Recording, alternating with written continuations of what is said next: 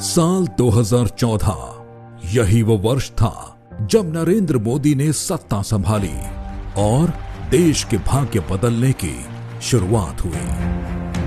भारत, जिसे इंडिया के नाम से भी जाना जाता है, वह सिर्फ एक देश नहीं है, भारत की सभी सभ्यताओं की जननी है। भारत एक ऐसी सभ्यता रही है जो न केवल प्रगतिशील है बल्कि आध्यात्मिक और समृद्ध भी है। और इसी संपन्नता के कारण विदेशी ताकतों ने हमारी समृद्धता को खत्म करने की कोशिश की, हमारी धन संपदा को जमकर लूटा। इतिहास गवाह है कि जब भी बुराइयों ने हमारी सभ्यता को नष्ट करने की कोशिश की है, तब भारत के सच्चे सपूत भारत की संस्कृति को बचाने के लिए बार बार उठ खड़े हुए हैं। और ये किसी एक क्षेत्र से नहीं बल्कि भारत के कोने कोने से रक्षक बनकर उभरे हैं।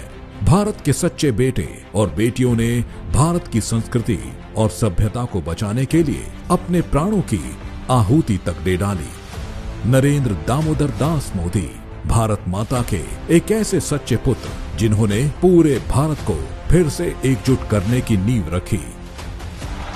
मैं नरेंद्र दामोदर दास मोदी ईश्वर की शपथ लेता हूं कि बचपन से ही नरेंद्र मोदी का भारत माता के प्रति प्रगाढ़ प्रेम रहा है। जैसे जैसे नरेंद्र मोदी बड़े हो रहे थे, वैसे वैसे उनकी भारत को पूर्ण रूप से जानने और समझने की इच्छा बढ़ती गई।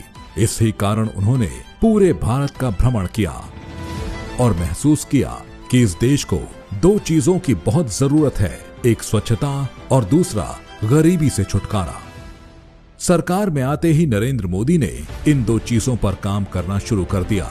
2014 में स्वच्छ भारत मिशन की शुरुआत के साथ नरेंद्र मोदी ने जनता को अपने आसपास को साफ रखने के महत्व के बारे में जागृत किया।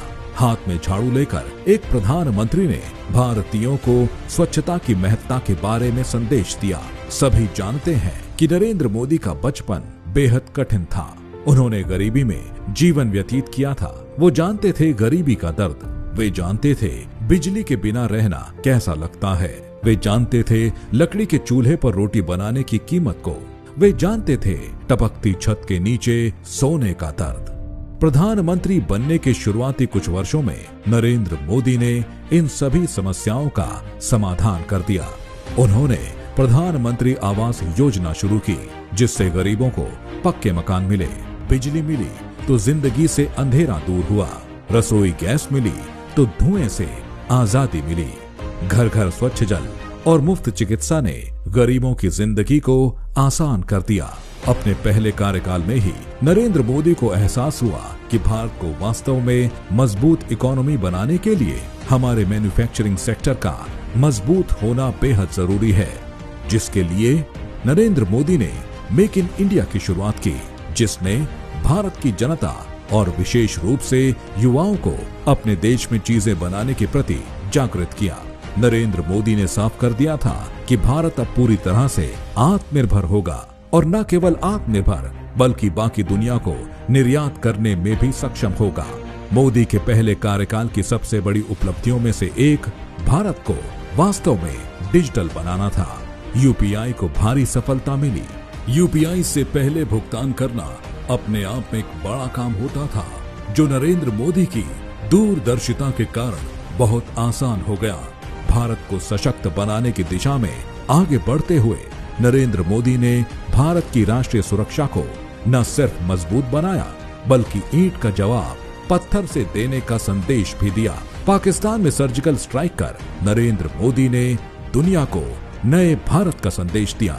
नरेंद्र मोदी ने दुनिया को बता दिया कि भारत बात भी करना जानता है और जरूरत पड़ने पर घर में घुसकर मारना भी जानता है।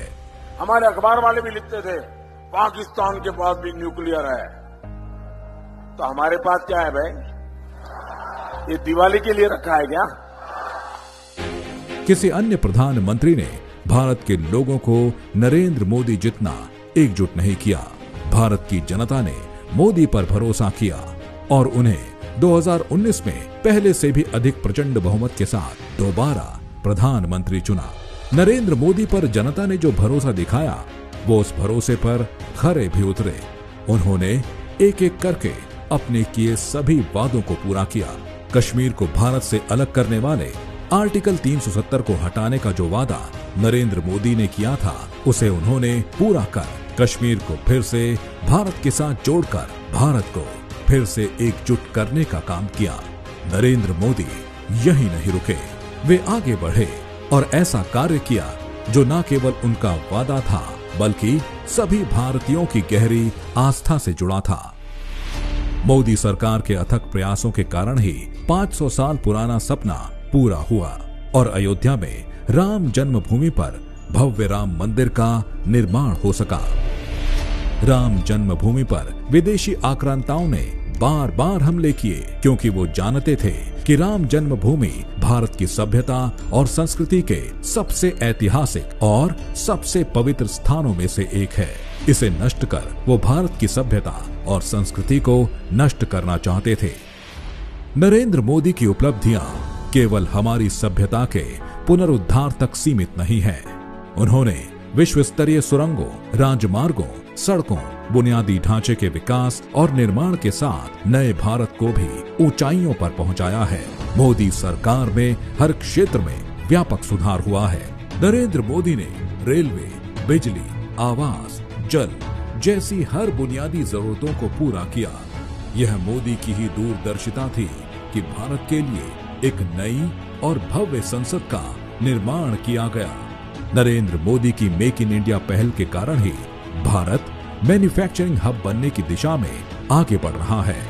मुझे जो भी करना है विराट चाहिए, विशाल चाहिए, तेज गति से चाहिए। इसलिए कि मुझे 2047 में हिंदुस्तान को विकसित भारत के रूप में देखना है।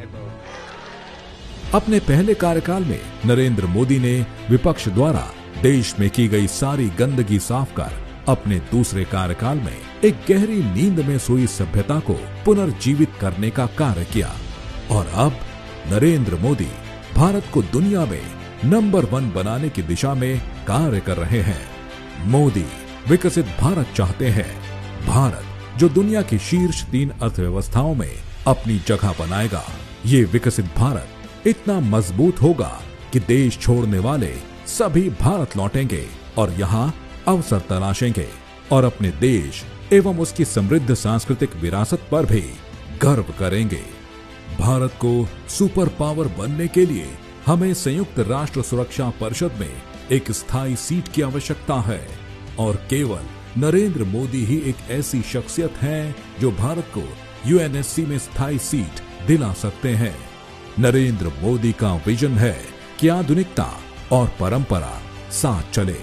भारत में बुलेट ट्रेन भी हो और भव्य मंदिर भी। इस विकसित भारत में समाज के हर वर्ग के प्रत्येक भारतीय के पास सभी सुविधाएं होंगी, चाहे वो घर हो, खाना हो, गैस हो, शौचालय हो, बिजली हो, इंटरनेट हो, साफ पानी हो। नरेंद्र मोदी वास्तव में नए भारत या यूं कहे कि विकसित भारत के निर्माता हैं। भारत के दुश्मन नहीं चाहते कि मोदी वापस आए, लेकिन भारत की जनता ने मन बना लिया है अब की बार 400 पार। नरेंद्र मोदी पहले से ज्यादा मजबूत होकर वापस आएंगे और भारत को सर्वोत्तम सभ्यता बनाएंगे जो वो एक समय में हुआ करती थी।